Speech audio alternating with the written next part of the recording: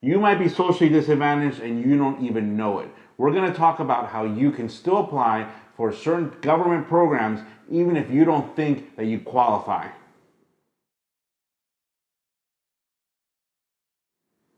A few months ago, the government passed a COVID-19 relief bill. In that bill, it earmarked $10 billion in something called the Homeowners Assistance Fund. This fund is a government grant program that gives money to people who are unable to pay their mortgages. The government in that program prioritized certain groups of people. Now, we're going to talk about this. I understand this is very controversial, but we're going to explain how the government has made a priority for socially disadvantaged folks. Now, socially disadvantaged doesn't necessarily mean what you think it means. Yes, it does include people from racial and cultural backgrounds that are considered minorities. But this is not a racial or cultural litmus test.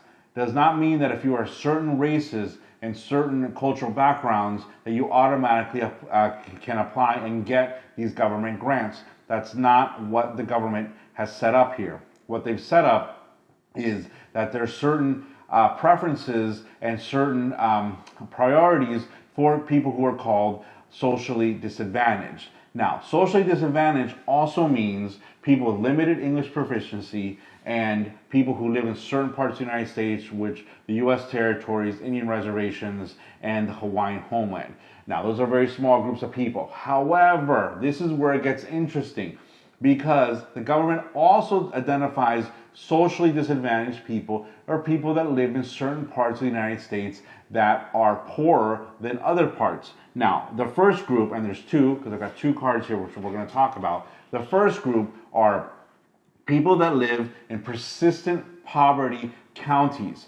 These are people that live in counties that are more than 20%, that the population is more than 20% in the poverty range, which is defined by the government. And if you live in these counties that have a high percentage of poor people, then you are considered a socially disadvantaged person, even if you are of whatever race or whatever cultural background you are.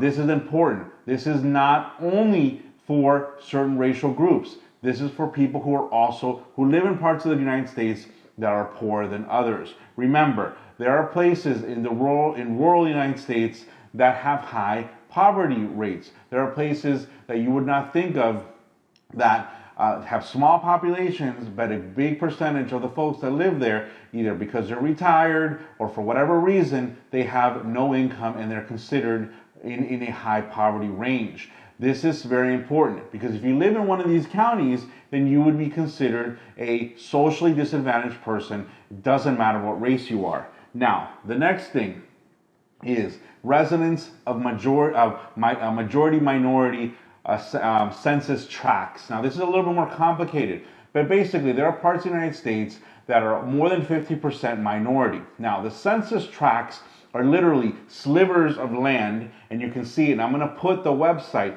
in the comment box so that you can go to the website, you can type in your address, and you can see where you are in the United States in terms of these census tracts. The census tract information will show you what percentage of the people who live in your area are considered a minority. If you live in a census tract that has a higher percentage than 50% of minorities, then you are considered a socially disadvantaged person for the purposes of half.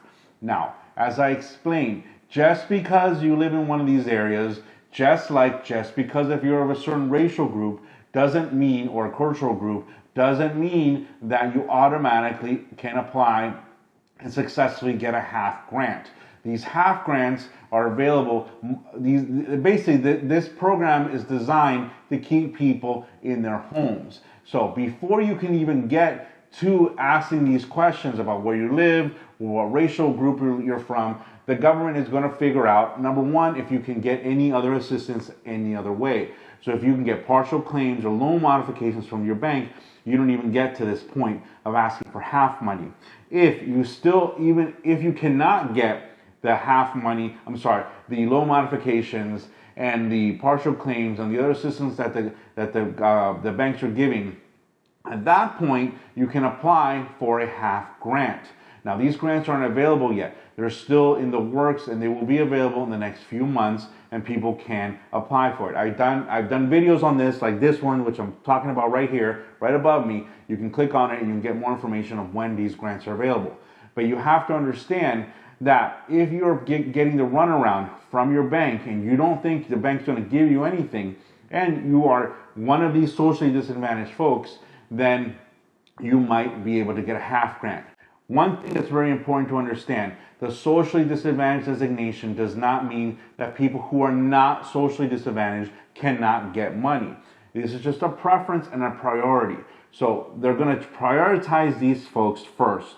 And when all that money is given to them, what's left over, from what I understand, is 40%, 60% for socially disadvantaged, 40% for non-socially disadvantaged. 40% of the money will then go to people who are not in one of these majority minority census tracts, who are not in one of these poverty persistent counties, or who are not in one of the other groups that we talked about, either racial, ethnic minorities, or the English proficiency, or one of the areas outside the U.S. territories and in the Hawaiian homeland and all that. There will be money for the folks who are not in any of those groups, but that money will come after that, all of those groups have been serviced.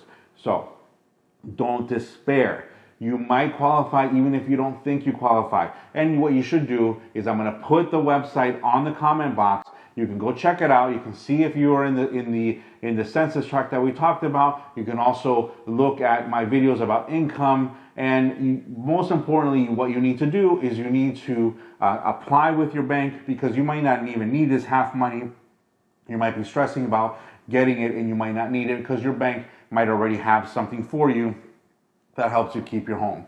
My name is Diego Mendez. I'm a bankruptcy loan modification and foreclosure lawyer here in Miami, Florida. I've been doing this for a long time, and I'm here to help.